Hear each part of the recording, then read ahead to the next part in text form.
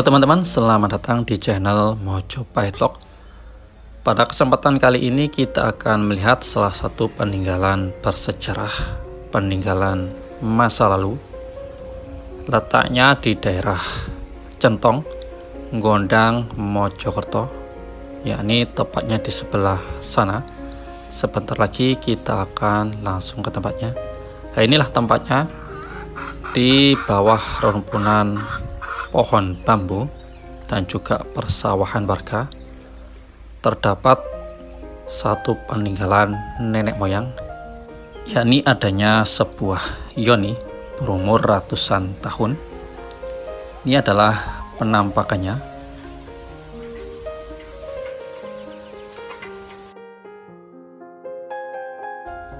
Untuk sekarang yoninya dan beberapa temuan yang lain ditempatkan di dalam cungkup yang telah dibangun warga.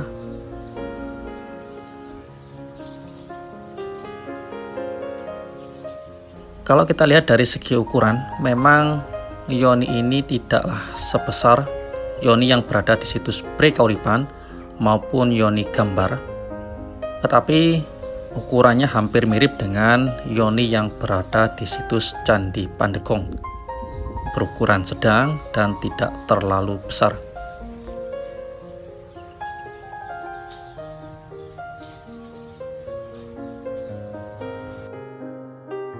Yoni yang dalam cungkup sederhana ini, kanan kirinya juga dilindungi dengan mirip paranet dan juga sudah beratap, jadi cukup aman jika ada hujan yang cukup deras maupun karena terik mentari yang cukup panas. Apalagi memang letaknya juga di samping rumpunan pohon bambu, menjadikan tempat ini cukup sejuk. Di depan juga sana ada persawahan warga. Kebetulan masih musim tanam padi, tampak menghijau. Di samping kiri juga masih tanah kosong sampai ujung sebelah sana, tetapi sebelah kanan sudah ada perumahan penduduk.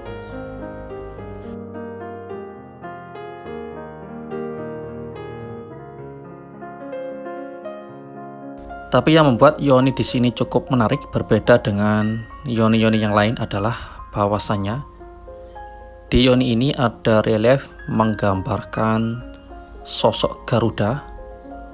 Ini yang kita pegang. Tokoh Garuda ini mengingatkan kita akan candi yang berada di daerah Malang, yakni Candi Kidal, di mana di sana dijelaskan secara runut tentang kisah dari Garuda ini. Di mana dalam khasanah sejarah Nusantara, sosok Garuda ini memang cukup melegenda, dikarenakan Garuda merupakan burung gagah perkasa yang merupakan tunggangan dari Wisnu. Garuda dalam kepercayaan masyarakat zaman dulu digambarkan memiliki tubuh berwarna emas, berwajah putih, dan bersayap merah. Paruh serta sayapnya seperti elang, tetapi tubuhnya seperti manusia. Dia juga memiliki tubuh yang cukup besar, bahkan bisa menutupi cahaya mentari. Kisahnya yang cukup melegenda, yakni usahanya yang cukup keras dalam membebaskan sang ibunda, yakni Winata, dari perbudakan oleh Katru dalam waktu yang cukup lama. Kisahnya yang cukup panjang dan syarat akan makna dalam upaya pembebasan sang ibunda, menjadikan burung Garuda ini menjadi inspirator bagi para pendiri bangsa ini, dan juga menjadikan Garuda sebagai lambang negara kita sampai saat ini. Secara singkat dijelaskan bahwasannya sang Garuda bisa membebaskan ibunda dari perbudakan Katru dan juga anaknya, yakni para naga, asalkan Garuda membawakan tirta amerta atau air kehidupan. Itulah syarat yang memang cukup berat, tetapi Garuda ketika itu menyanggupi permintaan tersebut. Hingga akhirnya ia pergi ke Kahyangan untuk mendapatkan tirta amerta. Saat perjalanan tersebut, ia berjumpa dengan Wisnu dan menanyakan maksud kedatangan dari Garuda tersebut. Setelah dijelaskan tujuannya ke Kahyangan, akhirnya Wisnu pun berjanji akan memberikan Tirta Amerta tersebut. Namun dengan syarat bahwasanya Garuda akan menjadi tunggangan daripada Wisnu. Setelah diberi Tirta Amerta, akhirnya Garuda pun kembali untuk membebaskan ibunya. Namun sebelum Tirta Amerta tersebut diberikan kepada para naga, air kehidupan yang ditaruh di atas alang-alang itu diambil secepat kilat oleh Indra. Saat diambil, masih ada percikan tersisa di atas alang-alang.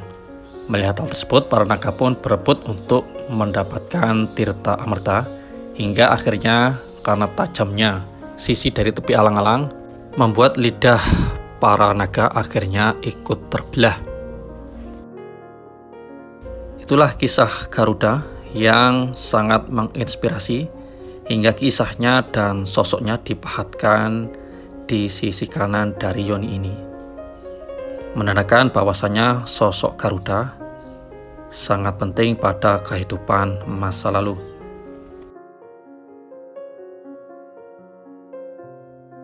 Di samping itu, di bawah cerat yoni, tampaknya kita lihat cerat yoninya ditopang oleh naga raja, tepat berada di sisi bawah, menandakan bahwasanya yoni ini memang dibuat untuk kalangan tertentu, bukan kalangan masyarakat awam biasa.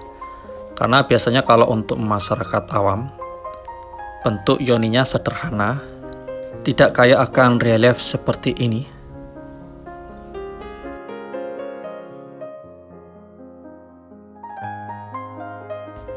Yoni ini terbuat dari batu andesit.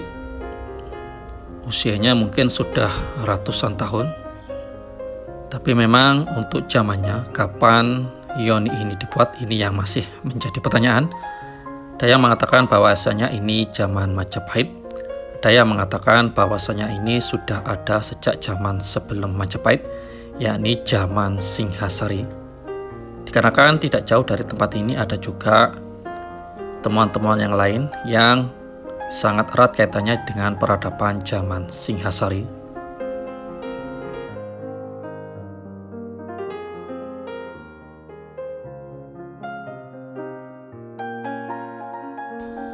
Di samping yoni ini juga ada sebuah lingga, yakni tepat berada di sisi kanan, di bawah pohon asam. Itu adalah lingga. Tapi apakah memang lingga ini pasangan dari yoni ini, mengingat bentuknya yang lebih besar daripada yoninya? Dikarenakan biasanya lingga diletakkan di atas lubang dari sebuah yoni.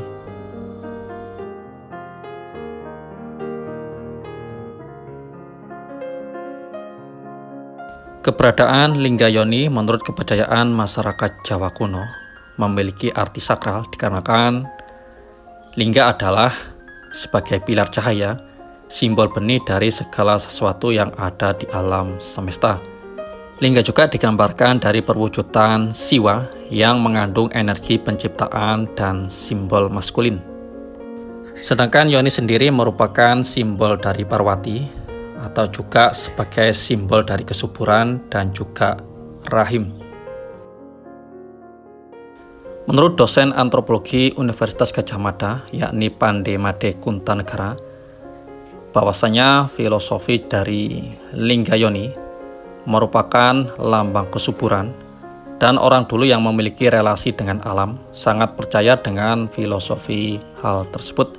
Penampakan lingga yoni merupakan pengharapan dan permohonan kesuburan agar alam semesta gemah ripah loh jinawi.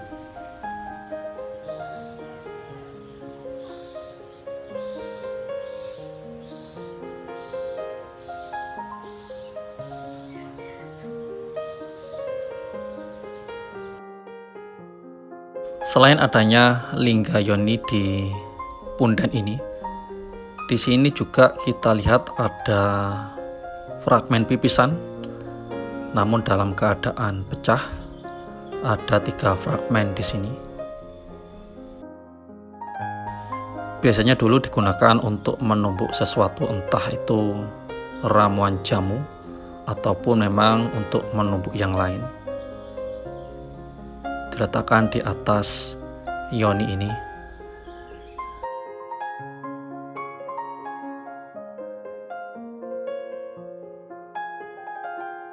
Di sini juga ada yang cukup menarik, yakni bentuk batu ini, batu bulat seperti batu manggis.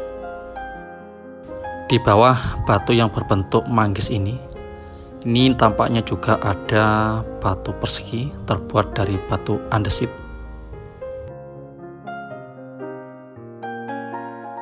Demikianlah teman-teman liputan kami tentang adanya peninggalan objek diduga sebagai cagar budaya, yakni Lingga Yoni, letaknya di daerah Centong Kondang.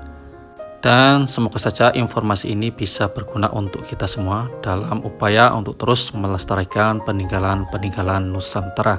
Rahayu.